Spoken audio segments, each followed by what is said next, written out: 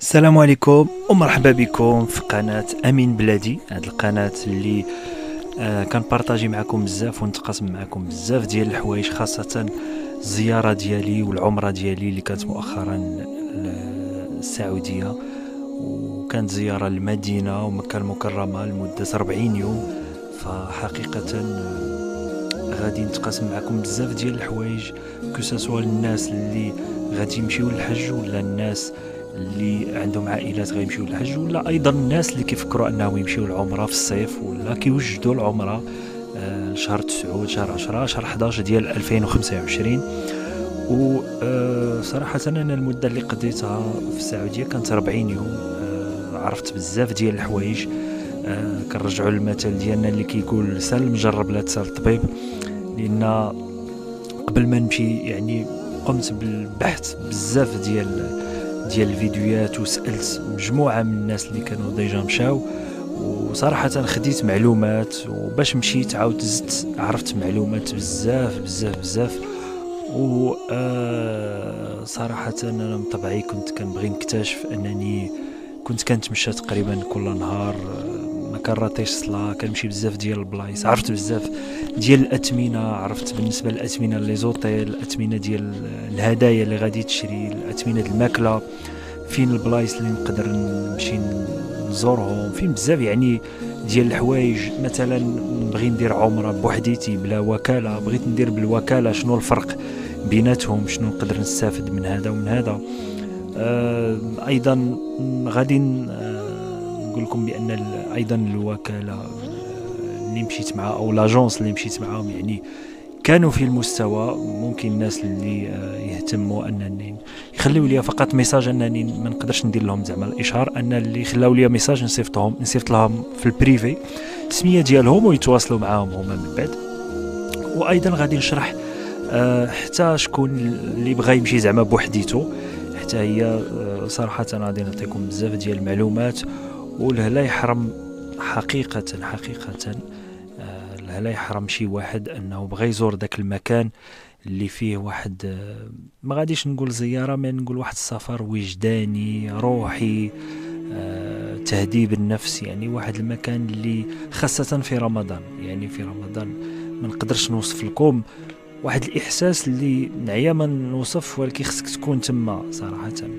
لان رغم ان كان زحام، كان بزاف ديال الناس، ولكن راه واحد الروحانيات، واحد خاصه تهذيب للنفس، يعني النفس كتولي بواحد التسامح، واحد بزاف ديال الحوايج اللي صراحه ما كرهتش ان بزاف ديال الناس يمشيو ويزوروا داك المكان. الله يسهل على اي واحد، والله يسر الامور لاي واحد كيشوف هذا الفيديو، والله يفتح بيبان ان شاء الله الخير والرزق لاي واحد، والله يرزقكم يا رب، يرزقكم زياره. بالنسبه للناس اللي ما مشاو والناس اللي مشاو حتى هما الله يرزقهم اعاده الزياره. فالناس اللي ديجا مشاو راه ممكن يخليو لنا كومونتير ويكتبوا لنا يعني كيفاش دازت داك المده اللي مشاو في العمره ولا الحج. رغم يعني بعض الصعوبات، رغم بعض العوائق، لكن كتبقى حقيقه واحد الاحساس اللي جميل بزاف. وان شاء الله غادي نتقاسم معكم بزاف ديال الحوايج.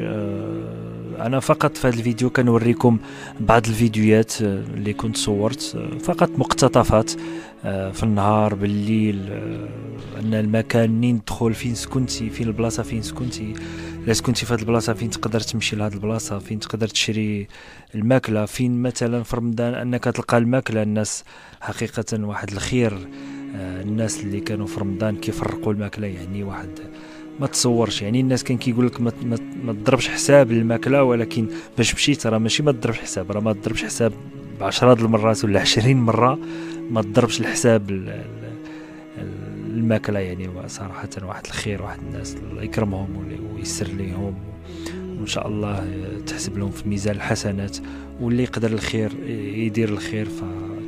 صراحة ما كاين ما احسن داك المكان يدير الخير، وفي اي مكان في العالم ايضا كيدير الخير.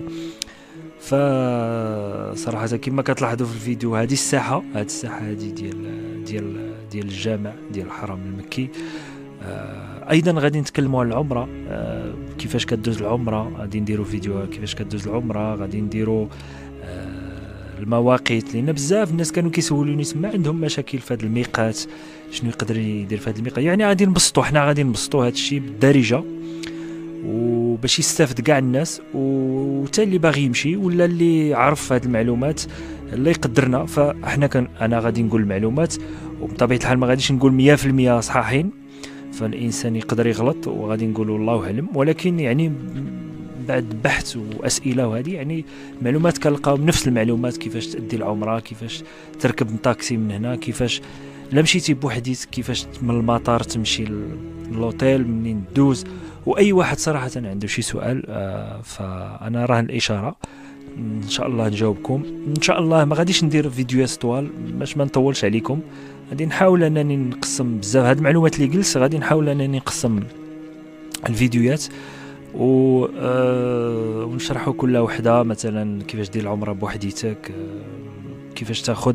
انا نعطي بزاف ديال الطرق، والواحد يختار يعني المناسبه له. كاين ممكن يكون ان لاجونس للوكاله مناسبه له، وكاين اللي غادي يكون انه يمشي بوحديته يعيش ذاك التجربه. هي صراحه بالنسبه للواحد اللي كيكون مع العائله ديالو وناس كبار انه يمشي مع لاجونس احسن في المره الاولى. اما لا كان جون هادي وانه بالاستطاعه ديالو، لان ما تعرف يقدر يوقع لك مشكل شي نهار ولا شي حاجه، فمن الاحسن. ونهضر لكم ايضا على واحد النقطه مهمه بزاف، هاد النقطه هذه ديال التطبيب. ان بالنسبه اللي عنده فيزا عمره صراحه التطبيب راه ما كتخلص حتى شي حاجه، راه وقع لنا حتى حنا مشكل، مشينا للطبيب راه داروا لنا افتراء بزاف ديال الحوايج، داروا لنا لي زاناليز، تخطيط القلب، بزاف ديال الحوايج داروا. وصراحه داك الناس تعاملوا واحد التعامل، كنت قضيت انا 24 ساعه في لوبيتال، يعني واحد التعامل اللي واحد النقا، واحد يعني بزاف ديال الحوايج. غادي نتكلموا على هذا الشيء بطبيعه الحال. دابا انا غير كنتفكر بزاف ديال الحوايج وكنشير لهم. ايضا غادي نتكلموا يعني منين تقضى الماكله كما قلت، منين تركب، منين تدوز، فين تشوف، بزاف د المعلومات، كيفاش تمشي للجامع، امتى تمشي، لان ولا دابا الناس كيمشيو بزاف العمره ولا الجامع كيسدوه، يعني غادي تولي كتصلي على برا. فوقاش تمشي نهار الجمعه مثلا، فوقاش تمشي، يعني بزاف ديال المعلومات ان شاء الله غادي نبارطاجيهم معكم. وبالنسبه للناس انهم يقولوا لي، يعني ربما انا ننسى شي معلومات، لان 40 يوم دوزت تما راه ما سهلاش.